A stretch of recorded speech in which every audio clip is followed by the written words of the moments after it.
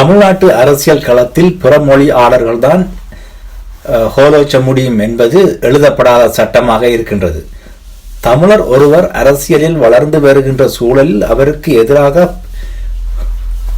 புறமொழியாளர்கள் தங்களது இனத்தவர்களுக்கு வாக்களித்து தமிழ் தேசியத்தை தோற்கடித்து விடுகின்றார்கள் என்பதுதான் தொடர்ச்சியாக நடந்து வருகின்றது.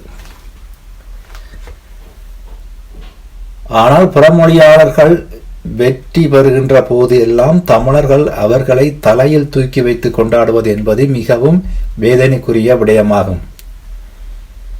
இவை அனைத்தையும் தவிடுபடியாக்கும் விதமாக தமிழ்நாட்டு அரசியல் களத்தில் தவிர்க்க முடியாத சக்தியாக நாம் தமிழர் கட்சி அண்ணன் சீமான் தலைமையில் தடைகளை உடைத்தறிந்து முன்னேறி கொண்டிருக்கின்றார்கள்.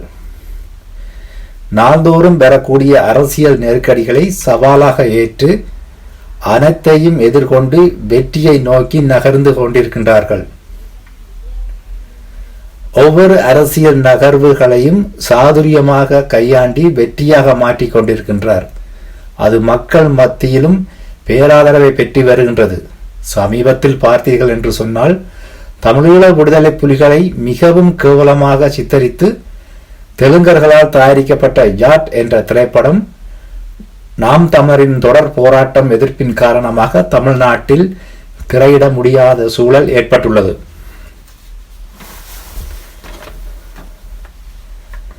தமிழ்நாட்டில் உள்ள அனைத்து திரையரங்குகளிலும் யாட் திரைப்படத்தை வெளியிடப் போவதில்லை என்று தெரிவித்துள்ளார்கள். அதை தாண்டி புக் மை ஷோ என்ற ஒரு ஆப்பிலிருந்தும் அந்த படத்தை நீக்கியுள்ளார்கள். இது மட்டுமின்றி கடந்த 2 வாரங்களுக்கு முன்பு ஆளும் கட்சியை எச்சரிக்கும் விதமாக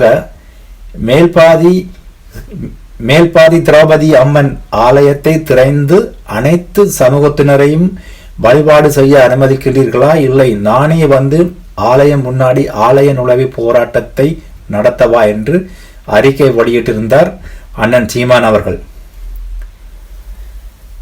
அறிக்கை வெளியான அடுத்த நாளே அமைச்சர் சேகர்பாபு அவர்கள் நாங்கள் மக்களை ஆலயத்திற்குள் அழைத்து போகின்றோம் என்று ஒரு பேட்டியில் கூறியிருந்தார்.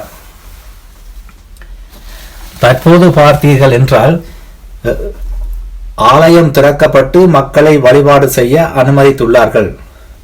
மக்கள் எல்லோரும் திரௌபதி அம்மனை பக்தியோடு தரிசித்து வருகின்றார்கள்.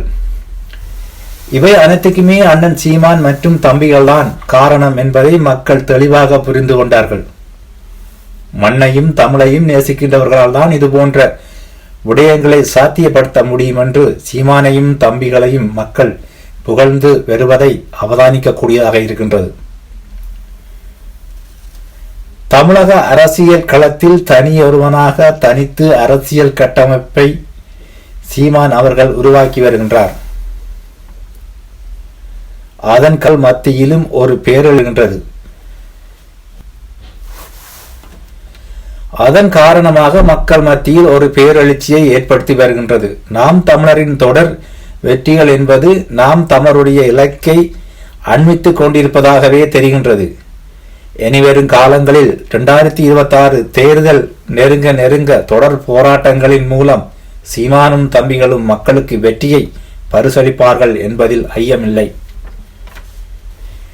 தமிழக அரசியல் களத்தில் ஒரு தமிழ் தலைவர் பேரெழுச்சி பெற்று உயர்ந்து வருவது உலகத் தமிழர் மத்தியில் சீமான் அவர்கள் முதலமைச்சர் நாற்காலியில் அமரப்போகும் அந்த நாளை அவளோடு எதிர்பார்த்து கொண்டிருக்கிறார்கள் என்பது மகிழ்ச்சியான விடயமே.